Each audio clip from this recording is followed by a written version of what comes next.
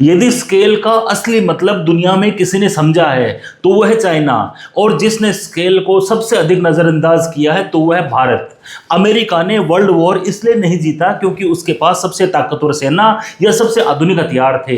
हकीकत यह है कि सेकेंड वर्ल्ड वॉर के शुरुआती वर्षों में अमेरिकी हथियार जर्मनी और जापानी हथियारों से एक पीढ़ी पीछे थे। अमेरिका की असली ताकत थी स्केल, यानी quantity plus quality plus system whole multiplied by speed. Scale का मतलब सिर्फ बड़ी फैक्ट्रियां या ज्यादा मशीनें नहीं होता। स्केल का मतलब होता है पूरी अर्थव्यवस्था को मशीन में बदल देना। सेकेंड वर्ल्ड वॉर के दौरान अमेरिका ने एक अभूतपूर्व इंडस्ट्रियल मोबिलाइजेशन किया।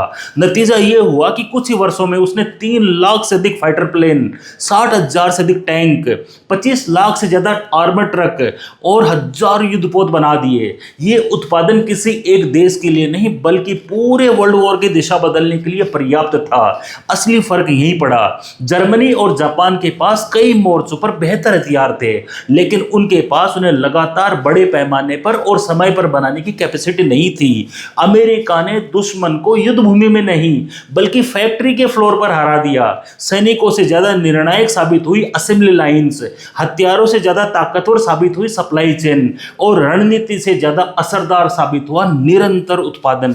यही वजह है कि द्वितीय विश्व युद्ध तकनीकी श्रेष्ठता से नहीं बल्कि औद्योगिक क्षमता और सप्लाई चेन के वर्चस्व से जीता गया। स्केल का मतलब केवल बड़े बड़े आंकड़े नहीं होता। स्केल का मतलब होता है लंबे समय तक सोचने की कैपेसिटी, पूरी वैल्यू चेन पर नियंत्रण और आज के छोटे से फैसले से कल की निर्णायक ताकत बनाना। चीन ने यही किया। जिन चीजों को दुनिया ने तुच्छ समझा, जैसे critical minerals, battery chemistry, solar panels, refining और प्रोसेसिंग, चीन ने उन्हीं को रणनीतिक हथियार बना लिया। किसी भी आधुनिक उत्पाद में इन मिनरल्स की मात्रा 0.5% से ज्यादा नहीं और लागत का हिस्सा 1% से भी कम होता है। इसलिए दशकों तक किसी ने भी इन पर ध्यान नहीं दिया, लेकिन चीन ने धीरे धीरे सप्लाई नेटवर्क खड़ा किया और आज rare earth processing, lithium, cobalt और ग्रेफाइट जैसी चीजों में 60 से 90% तक ग्लोबल कंट्रोल बना लिया। भारत ने इसके उलट रास्ता चुना। हमने 2016 में इंटरनेशनल सोलर अलायंस बनाई। उद्देश्य था सोलर टेक्नोलॉजी की लागत घटाना। सम्मेलन किए, बयान दिए, लेकिन जमीन पर टेक्नोलॉजी और स्केल खड़ा नहीं किया।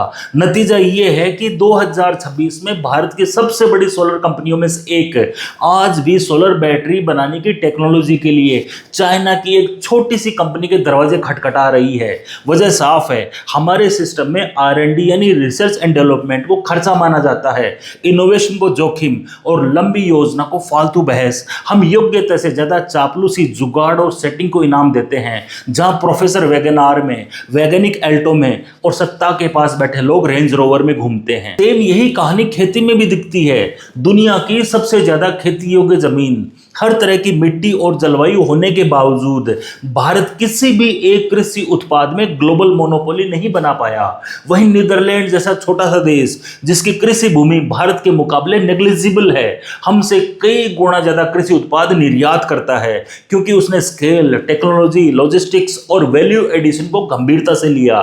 सच यह है कि 21वीं सदी में जीत नैतिक भाषणों या घोषणाओं से नहीं बल्कि फैक्ट्री, लैब, सप्लाई चेन और स्केल से होती है। चीन समझ चुका है। अमेरिका ने यह सबक युद्ध में सीख लिया था। भारत अब इसे सीखने में बहस कर रहा है। यदि भारत ने अब भी सबक नहीं लिया तो चेतावनी साफ और कठोर है।